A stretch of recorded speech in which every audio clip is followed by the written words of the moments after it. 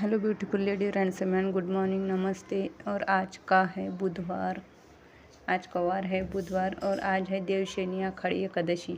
तो एकादशी की बच्चों को होती है छुट्टी हमारी तरफ, तो फिर बच्चों को आज छुट्टी है। फिर हमारा कैमरामैन आज है घर पे, मतलब सोनम। तो सोनम घर पे होती है ना, तो मुझे टेंशन नहीं लग रहता क्योंकि वो बहुत अच्छे से शूट करती है, इसलिए। तो जब सोनम घर पे होती है ना, तो उस दिन मैं ये 2 ब्लॉग बना के रखती हूँ ताकि फिर सोनम अच्छे से बना के देती है, या फिर सोनम दोपहर को आती है तब। तो आज सोनम घर पे थी, इसलिए फिर मैंने सुबह ही ब्लॉग स्टार्ट कर दिए हैं। तो जगन गई ऑफिस और बच्चे रूम में बैठे कुछ काम कर रहे, और मैं नहा के आ गई यहाँ पे। और गाइस, मुझे लगता है बहुत दिनों बाद, मतलब 2-3 महीनों बाद मैं लगा रही हूँ यहाँ पे सिंदूर, क्योंकि ऐसे कुछ त्यौहार वगैरह हो तो फिर कुछ ना करो तो फिर लेडीज़ हमारी तरफ थोड़ा ज़्यादा ये करते हैं, तो इसलिए फिर मैंने ये लगा लिया सिंदूर और बिंदी भी लगा ली। तो मेरी हो रही थी यहाँ पे तैयारी, और उसके बाद काम सारे पड़े हुए हैं। आज तो खाना बनाना नहीं था क्योंकि आज सबकी एकादशी थी, मतलब व्रत था सबका। तो जगन को मैंने साबूदाने की खिचड़ी दे दी, बच्चों ने भी नाश्ता कर लिया है।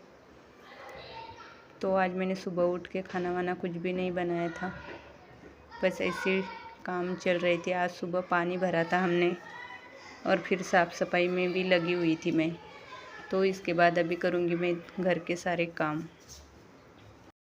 और गाइस, यहाँ पे धो रही हूँ मैं कपड़े, और कपड़े बहुत सारे कपड़े थे, और कैमरामैन ने कर दी गलती, नीचे का दिखा नहीं पाई और बस ऊपर का लगा दिया। कैमरामैन कभी कभी ऐसी गलतियाँ कर देता है। तो ये थी सोनम की ज्योमेट्री बॉक्स, तो वो भी मैंने धो ली।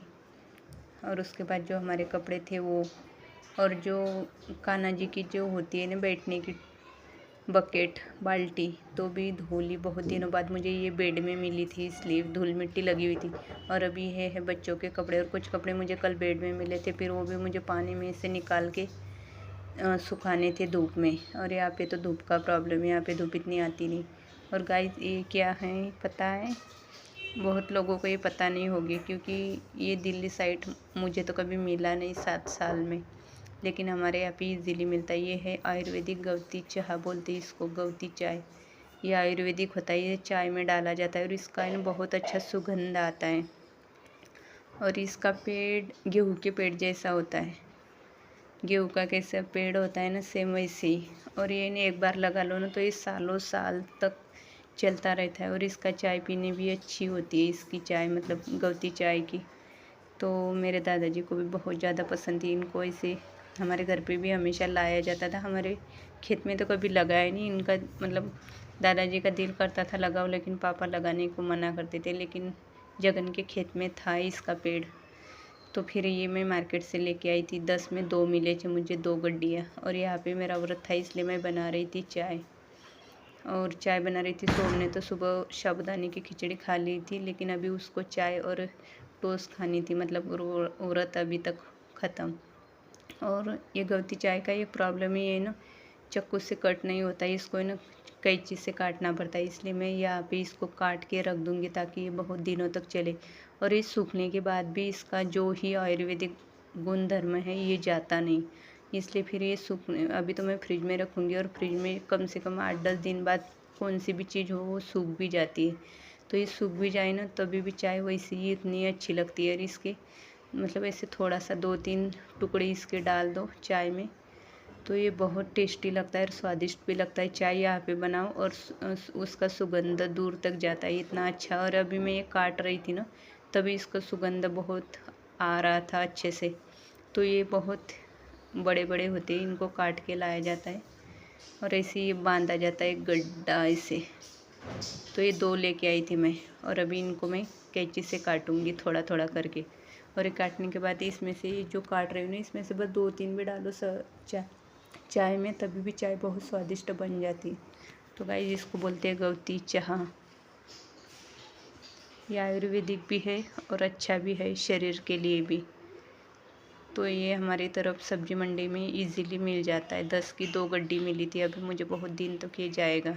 और ये लाया था मैंने फ्राइडे को, तब तक पड़ा हुआ था फ्रिज में। अभी मैंने निकाला, इसको काट के अभी रखूँगी डिब्बे में, ताकि फिर सुबह शाम चाय में डालने के लिए काम आ जाए। और ये था गाइज़ मेरा सुबह का रूटीन। लेकिन खाना ना बनाते हुए भी इतने बर्तन हो गए थे। और ये कुकर है ना गाइज़, इसको है ना नीचे से जॉइंट लगा हुआ है, तो वो जॉइंट है ना अभी निकल रहा है। मतलब ये मुझे अभी यूज़ नहीं करना पड़ेगा, क्योंकि वो फिर काला हो जाता है। और इतने बर्तन निकले थे, क्योंकि मैंने 2 साबूदाने की खिचड़ी बनाई थी, एक साबू की और एक आलू की। तो इतने बर्तन मैं क्लीन करूँगी। और इसके बाद मतलब ये सुबह का रूटीन है मेरा। बिना खाना बनाए बहुत सारा काम था, तो फिर ये काम हो गया। और ये तवा यहाँ पे उसको पता नहीं क्यों जंग लग रहा है, तो मैंने इसको अच्छे से ईंट से पहले से धो लिया। और इसके बाद जो हमारी बर्तन धोने की जो होती है, उसको भी अच्छे से मैंने उसके बाद साबुन से धो लिया, फिर उसको जंग नहीं लगता। और गाइस ये पतीले यहाँ पे भरे होते हैं खाना बनाने के लिए पानी के, तो फिर ये यहाँ पे ही रहते हैं, क्योंकि पानी भर के ना रखो तो फिर अच्छा ही नहीं होता, पानी भर के ही रखना पड़ता है।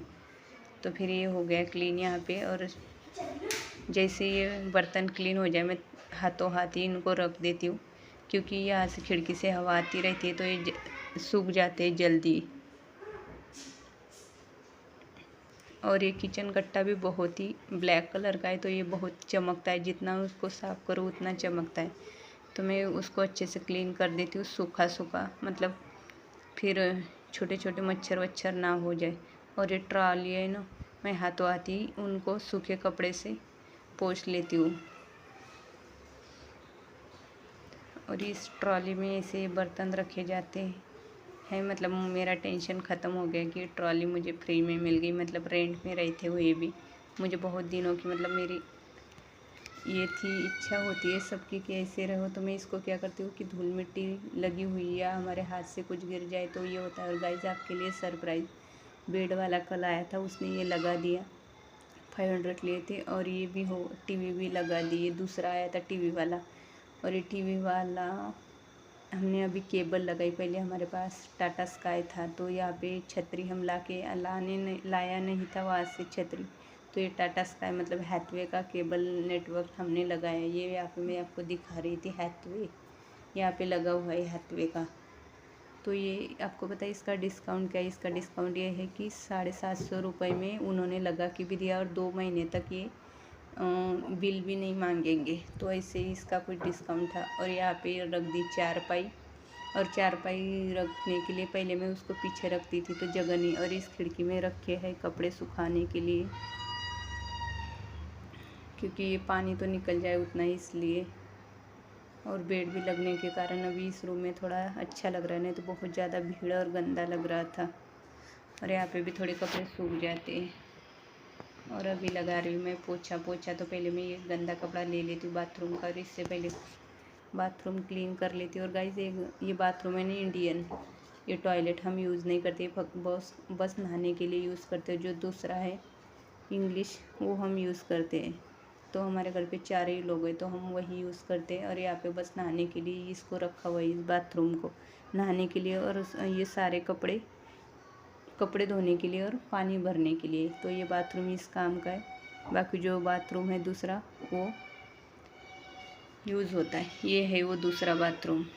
तो इसको भी मैंने कपड़े से अच्छे से क्लीन कर दिया। दोनों बहुत अच्छे से क्लीन होते हैं, क्योंकि नया नए घर में बहुत फ़ायदे होते हैं कि इसका गंदापन जल्दी चला जाता है।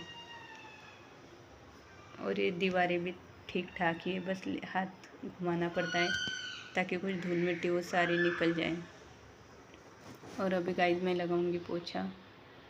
और आज के ब्लॉग में बस इतना ही। मिलेंगे न्यू ब्लॉग के साथ, तब तक के लिए आप सभी को bye bye, good morning, good night. और गाइस ब्लॉग पसंद आए तो लाइक और सब्सक्राइब ज़रूर करना।